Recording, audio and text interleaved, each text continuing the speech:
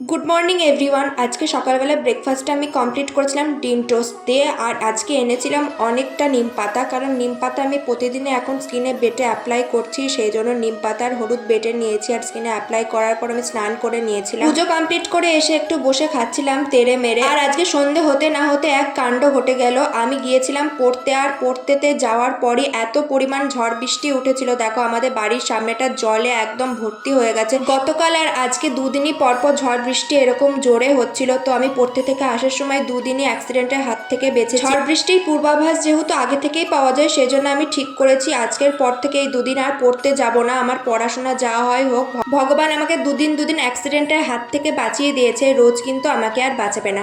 বাড়ি এসে দেখলাম মা একটা সুন্দর উলের কাজ করেছে, আর আজকে বাবা দুপুরবেলা তরমুজ কেটে রেখেছিল, সেটা আমি সন্ধেবেলা এসে খেয়েছি। আর আজকে ডিনারে খেয়েছিলাম আমার পছন্দের আলুর তরকারি আর মুড়ি। তরকারি মুড়ি আমার ভীষণ ফেভারিট।